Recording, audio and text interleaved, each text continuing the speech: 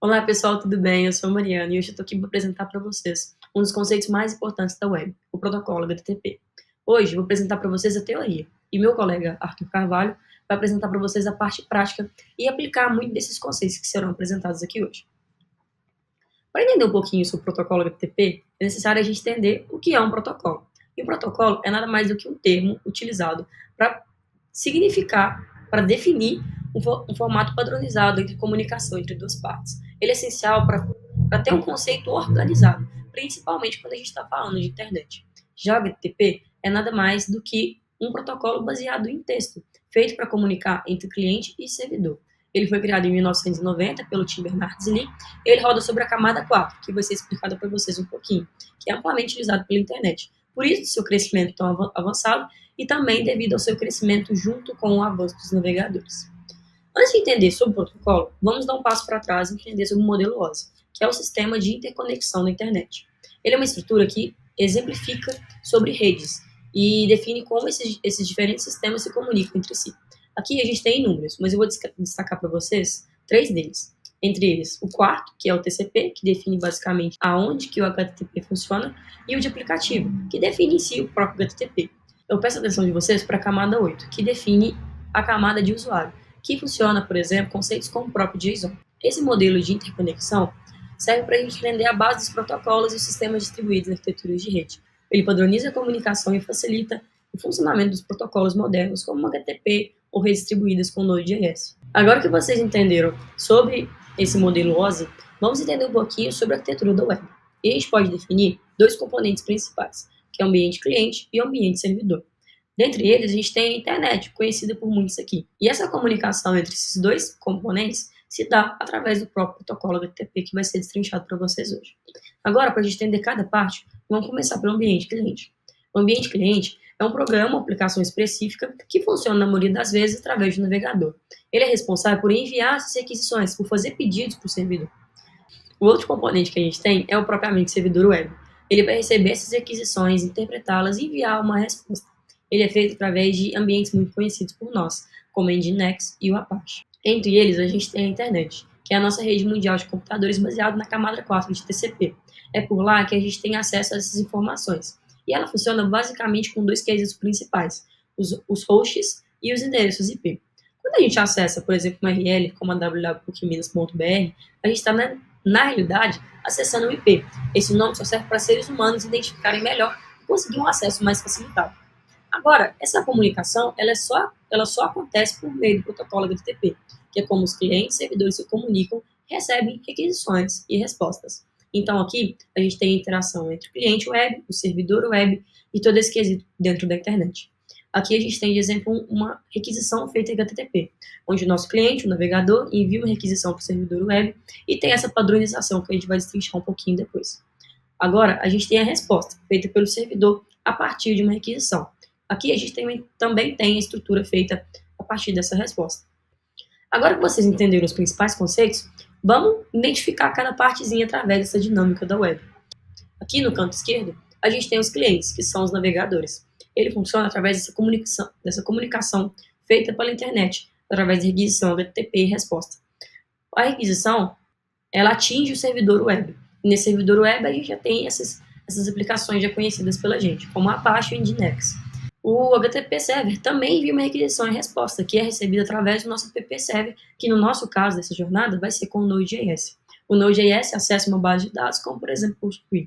E assim funciona toda essa arquitetura da dinâmica web. Agora que vocês entenderam tudo sobre HTTP, vamos entender um pouquinho como funciona esse processo de requisição e também resposta. Aqui, a gente tem uma requisição feita por algum cliente. Na primeira linha, a gente observa informações muito importantes, como, por exemplo, o método, que nesse caso foi o post, o recurso, que define nada mais do que qual rota que a gente está acessando, e a versão HTTP também foi utilizada. Na linha de baixo, a gente tem as linhas de cabeçalho, que são nada mais do que informações necessárias para fazer uma boa requisição, de acordo com os tipos, tamanho, língua que a gente quer, informações essenciais para fazer uma boa requisição. Por fim, a gente tem o corpo da entidade, muito importante para poder definir o que a gente está querendo. Em contrapartida, a gente tem a resposta, que segue um padrão muito similar. A gente tem a versão do HTTP, o code status, que vai ser explicado para vocês posteriormente, e a mensagem de status, que pode ser configurada através do programador. A linha de cabeçalho funciona de maneira muito similar com a requisição. Só que ela tem algumas diferenças que vão ser detalhadas para vocês. O corpo da identidade é como essa resposta está sendo enviada, que nesse caso, se a gente reparar, o content type definiu que vai ser um texto em HTML, e a nossa resposta foi em HTML também. Eu peço para que vocês foquem principalmente nessa última camada, que é o corpo da identidade. Por quê? Ela pode ter de duas maneiras: requisição por query, feita através da própria URL, no qual as informações são enviadas através da URL mesmo, estando pública para qualquer pessoa que acessar, ou através do corpo, que fica um pouquinho mais escondida, pode não ser criptografada, mas está um pouquinho mais escondida, já que ela é enviada pelo corpo dessa requisição. Já os cabeçalhos são informações muito importantes para ter tanto na requisição quanto nas respostas do protocolo HTTP, e eles carregam informações adicionais sobre como deve fazer essa comunicação entre o cliente e o servidor. A partir disso, a gente tem 4 tipos de cabeçalhos: de requisição, resposta, entidade ou requisições gerais, que funcionam tanto para resposta quanto para requisição. Agora, a gente vai detalhar para vocês cada um deles. De requisição, a gente tem inúmeros, e peço muito para que vocês consultem o material à parte para poder acessar e conhecer um pouquinho de cada um deles. Por exemplo, a gente tem o accept, que nesse caso está afirmando que a gente só vai aceitar requisições ou respostas feitas em JSON. Aqui a gente tem inúmeros que podem ser detalhados posteriormente.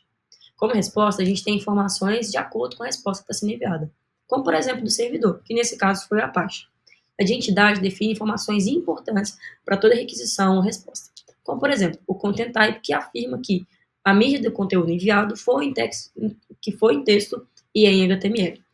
Elas permitem tanto que o servidor identifique melhor o que o cliente quer, tanto quanto o cliente identifique qual resposta foi obtida e também processar esses dados de uma maneira mais inteligente.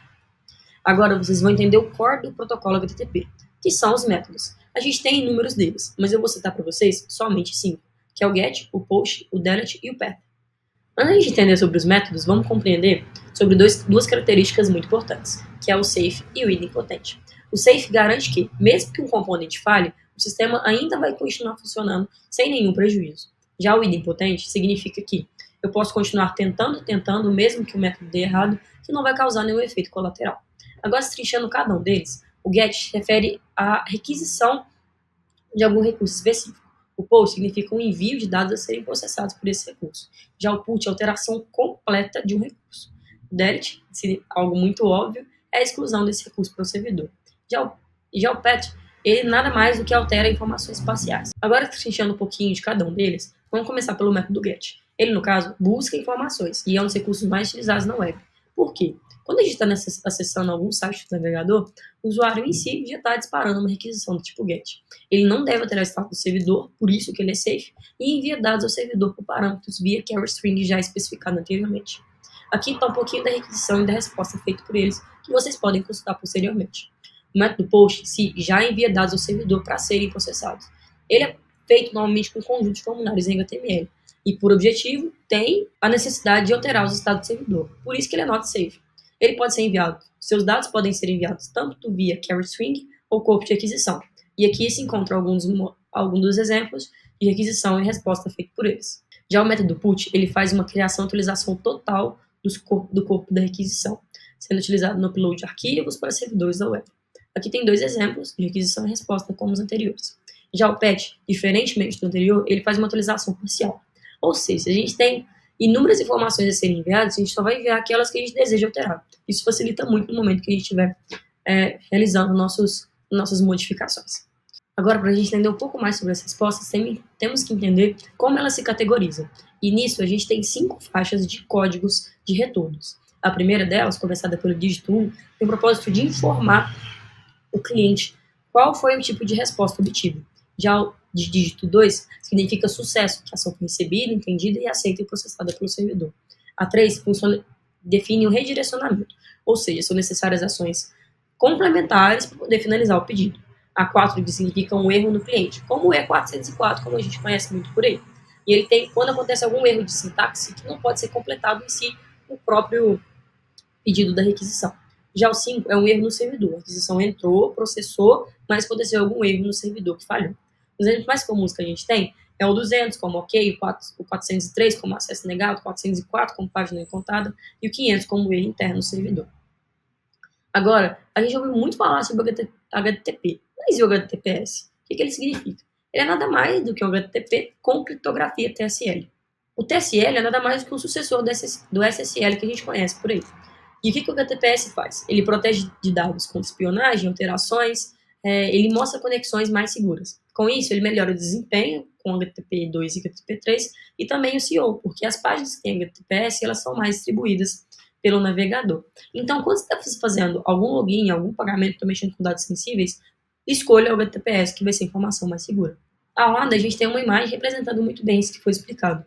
No HTTP, quando a gente vê informações sobre o usuário, sua senha, as informações são passadas de modo cru. E isso pode causar algum problema se algum hacker tentar invadir essa conexão. Já o HTTPS envia esses dados criptografados, trazendo maior segurança para quem estiver consultando.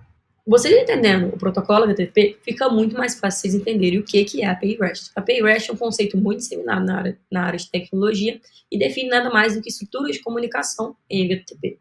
Os pilares da API REST é nada mais do que a comunicação baseada em recursos, que são nada mais do que a padronização desses recursos, que são os nossos caminhos. Então, por exemplo, se eu tenho um CRUD de produtos, eu vou utilizar barra produtos para tudo, para deleção, para inserção, para alteração que seja. E o que ela define? Que cada requisição é independente, ou seja, uma não deve modificar a outra. A troca de dados é feita geralmente por JSON, para facilitar e ser mais leve também. E por isso que ela é tão utilizada em aplicações web, mobile, microserviços. Agora que vocês entenderam tudo sobre o HTTP, eu quero que vocês entendam que o HTTP é só mais um do método de comunicação da web, que existem outras maneiras que podem atender necessidades mais específicas, como melhor desempenho, melhor flexibilidade ou eficiência. Como exemplo, a gente tem o GraphQL, que é uma linguagem de consulta que permite o cliente pedir exatamente o que ele deseja, evitando excessos, faltas de informações, e é muito utilizado para otimizações e aplicações modernas, por isso que ele é um pouco melhor do que as APIs. Já o gRPC é um protocolo binário baseado em HTTP2 que foi criado por Google. Ele facilita a comunicação rápida, é muito mais eficiente e tem suporte a streaming. Ele é ideal para microserviços e essa comunicação dos sistemas internos. Ou seja, a gente poderia citar inúmeros outros protocolos que existem por aí, mas o protocolo HTTP é o mais utilizado no mercado de tecnologia atualmente. Entender seu protocolo HTTP nos dias atuais é muito importante para a gente crescer como desenvolvedor. Criar as APIs sem ter um conhecimento fundo sobre o protocolo é criar APIs que são falhas, que são mal processadas para quando a gente tem um grande time de desenvolver. E assim a gente consegue aplicações mais leves, com alta performance e flexibilidade. Agora, eu vou pedir para vocês ficarem atentos ao conteúdo disponibilizado pelo Arthur, que aqui a gente vai apresentar para vocês a parte teórica disso tudo. Então fiquem atentos e espero que vocês gostem. Pessoal, agora que a gente já aprendeu todos os conceitos gerais, entendeu a parte teórica do protocolo HTTP, vale muito a pena a gente pular para a parte prática e ver como é que funciona essa comunicação realmente. Então eu vou explorar aqui um pouco da parte do cliente e a parte do servidor, que são realmente os dois tipos de mensagens que são trocadas nessa comunicação. Para o servidor, eu vou usar essa aplicação que a gente já criou no vídeo do Hands-On, ela já está pronta, eu vou usar ela de ponto de partida, eu vou fazendo algumas modificações à medida que a gente for explorando essa comunicação. E para a parte do cliente, eu vou usar uma ferramenta indispensável para qualquer desenvolvedor, que é o Postman. O Postman vai permitir com que você se comunique com a URL que você quiser, com o servidor que você quiser. E ele aceita não só HTTP, mas outros tipos de comunicação, como por exemplo WebSockets. Ele permite com que você faça diferentes tipos de requisições. E ele permite também que você consiga ver quais são os headers do body, até a questão de autorização, não só do pedido, mas também da resposta. Então, assim, ele é muito importante para quando a gente está trabalhando com comunicação web. Para a gente começar, a gente já tem essa simples rota aqui de GET para a rota raiz, que retorna um texto, falando bem-vindo para esse servidor no Express. Eu vou rodar ele aqui de novo e vou entrar no Postman aqui e fazer essa requisição. Ela já está aqui numa rota que eu já tinha testado. Quando eu entro aqui, eu vou receber esse texto, está vendo no body da minha resposta. No header, existem algumas informações da resposta que foi gerada pelo servidor. Então a gente vê aqui principalmente o content type. Então ele mostra aqui para a gente que é um texto ou HTML codificado nesse charset aqui. A gente vê que é um texto ou HTML. Então, por exemplo, se eu vier aqui quiser colocar esse texto aqui formatado em HTML, vou colocar aqui como se fosse um título, a gente vai ver que o H1 não vai mais aparecer lá como um simples fragmento desse texto, e sim como uma formatação de uma página HTML. Então, se eu entro aqui no Postman e envio novamente, a gente vê que no body aqui está até azulzinho, mostrando que realmente a gente recebeu um HTML de resposta. Ou seja, se eu entrar no navegador aqui e fazer esse pedido por aqui, a gente vai receber isso formatado em HTML, sem eu realmente precisar falar ali que é um arquivo HTML ou fazer um link com o arquivo HTML, igual a gente fez no hands-on. Uma coisa assim que é um pouco mais do Express, mas que vai fazer a gente entender um pouco dessa questão de headers e como eles descrevem o comportamento de uma resposta ou de um pedido, é que, por exemplo, se eu criar uma resposta aqui do servidor em JSON, aqui por exemplo, fazendo uma chave message, esse valor aí, um texto welcome to my API, to the API no caso, a gente vai ver que quando a gente faz esse pedido aqui, a gente recebe ele formatado em JSON. Quando a gente vê no header aqui, tá application JSON. Então o Express ele faz com que a gente não precisa ficar sempre selecionando qual é o tipo de resposta que a gente vai estar dando. Isso é muito importante a gente saber que os headers eles vão descrever aquela resposta ou aquele pedido que a gente está fazendo para o servidor ou responder ao cliente. E agora que a gente viu um pouco sobre o pedido, a recuperação de informações, que a gente bateu bastante nessa tecla, vamos entrar um pouco na questão do envio de informações. Então, o método POST ele serve justamente para isso, e com ele a gente vai conseguir fazer o envio de informações para o servidor. Eu vou criar uma rota aqui no nosso servidor, que vai ser um app.post. Eu vou simular aqui uma rota que chama login, por exemplo, e aí ele vai simplesmente retornar aqui o body da minha requisição, porque agora não é o body da resposta que a gente está trabalhando, é o body do pedido. A gente pode trabalhar com o body da resposta também, mas quando a gente tem um método post, a gente espera que tenha alguma coisa no body, no corpo desse nosso pedido. A gente está enviando alguma coisa, a gente está postando alguma coisa. Então eu vou entrar aqui na rota de login, colocar esse name Arthur aqui, e a gente vai ver que a gente recebe então o name Arthur. Se eu, por exemplo, não colocar nada aqui, a gente vai receber nada, ou se eu colocar um nome diferente aqui, vou colocar aqui Pedro, por exemplo, eu vou receber aqui o name Pedro. Então, o servidor ele consegue ter acesso ao que foi colocado no nosso body. E o servidor ele não tem acesso só ao corpo da nossa requisição, ele tem acesso a toda a nossa mensagem, né, todo o nosso pedido. Então, a gente, por exemplo, pode ter acesso ao header aqui, e se eu entrar aqui e colocar, por exemplo, User Agent, a gente vai ver por onde foi feito esse pedido no nosso cliente. Né? Eu estou pedindo para ele retornar isso para a gente conseguir ver. Quando eu rodo, então, o nosso servidor de novo e faço esse pedido, a gente vai receber agora a resposta de que eu fiz esse pedido pelo Postman, né? O Postman Runtime é o nome do cliente. Se eu mudar aqui, por exemplo, e fazer esse pedido pelo navegador, no Chrome, a gente recebe outra resposta completamente diferente do que a que a gente tem no Postman. Então aqui a gente vê que os headers eles contêm informações muito importantes para que essa comunicação aconteça.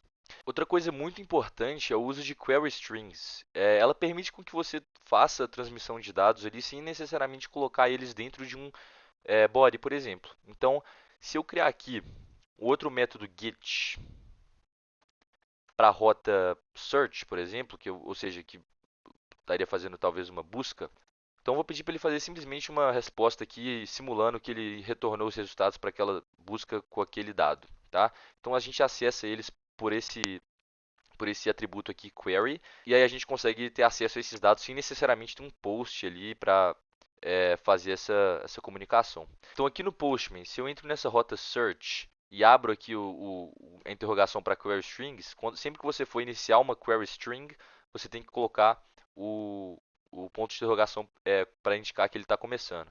E aí eu vou colocar aqui o nome é igual a Arthur. E aí quando eu entro aqui e faço esse get, ele me retorna aqui, ó, search results for Arthur. Se eu entrar aqui, por exemplo, colocar é, é, comidas, ele vai realmente ver que ele está tendo acesso ao que a gente está colocando aqui dentro, sem necessariamente a gente estar preenchendo um body aqui, sabe? Posso até apagar isso aqui que vocês vão ver que ele não está sendo usado. Então isso é importante porque dá para ver que a gente tem várias formas de acessar os dados e fazer essa transmissão de dados, o que é muito importante para quando a gente está trabalhando com o tipo de comunicação que a gente quer tá implementando no nosso servidor. É importante notar que a gente pode implementar também essa questão de query strings dentro de uma rota post. Então, se a gente quiser colocar um post aqui, colocar um upload mesmo, igual ele tá falando aqui. Então nessa rota aqui, upload, post, eu vou só fazer uma simulação mostrando que o nome do arquivo aqui foi encontrado e que ele foi enviado com sucesso. Então dentro do postman aqui, se eu entro na rota upload, entro na query string aqui e coloco file é igual a vídeo MP4, a gente consegue ver que ele teve acesso, então ele consegue fazer o tratamento que ele quiser, ainda usando a query string no post. Então a gente pode escolher se a gente vai trabalhar com query strings ou com body quando a gente for fazer essa comunicação. Isso é muito importante. Beleza, agora que a gente viu toda essa comunicação de envio ou de recuperação de dados, vamos ver o que acontece quando a gente quer fazer com que um dado não seja aceito ou que a gente quer que o cliente saiba que o pedido que ele fez não está da forma correta que o servidor espera. E é com isso que é aí que a gente trabalha com os status, né, os status codes. Então, por exemplo, nessa rota nossa de post de login, eu posso fazer um simples tratamento para ver se o cliente ele enviou os dados da forma correta. Por exemplo, se existe o campo username do JSON que ele enviou. Então, eu coloco o simples if aqui e coloco que se o body tem o username, se não tem o username no caso, ele vai retornar o código 400, né, que significa que é um bad request, ou seja, que foi um request que não foi feito da forma que o servidor esperava recebê-lo. É, então, se realmente tem o username, ele não vai entrar nesse if, então a gente pode retornar aqui o status 201, né? Espera aí, que indica que alguma coisa foi criada e eu vou colocar essa mensagem aqui para a gente ver realmente que o servidor teve acesso ao username, né, a mensagem que a gente gerou. Então, rodando isso daqui, a gente vai ver que essa requisição aqui, por exemplo, não está escrita username em si, name, e quando a gente roda isso daqui, a gente vê que ele recebe um erro que fala que o username é necessário, né? Então, por exemplo, vou manter o Pedro aqui, não precisava ter mudado. Se eu mudo aqui para username agora, a gente recebe outra mensagem, Welcome Arthur. E a gente vê aqui que a gente tem o 201. Se eu voltar aqui de novo para name, a gente vai ver que o código que a gente recebe é o de 400 bad request, beleza? Então, além de fazer esse tratamento por corpo de mensagem, a gente pode também tratar os headers. Então, se a gente tiver um header que não está formatado da forma que a gente queria, a gente também pode trabalhar com esse tipo de erro. Por exemplo, uma forma muito interessante de fazer autenticação em servidores é você colocar um token de autenticação no seu header, né? Nesse caso aqui, um campo que eu vou usar é o XAuth token, né? Que aí você colocaria como valor aquele token de autenticação que você tem. Nesse caso, eu vou colocar só o secret token como valor correto, mas se a gente estiver trabalhando com aplicações reais, provavelmente a gente usaria um JWT, né, o JSON Web Token, que tem uma assinatura de criptografia, que é muito difícil de ser quebrada, desde que você coloque uma boa assinatura, mas que vão ser tópicos mais para frente dessa jornada.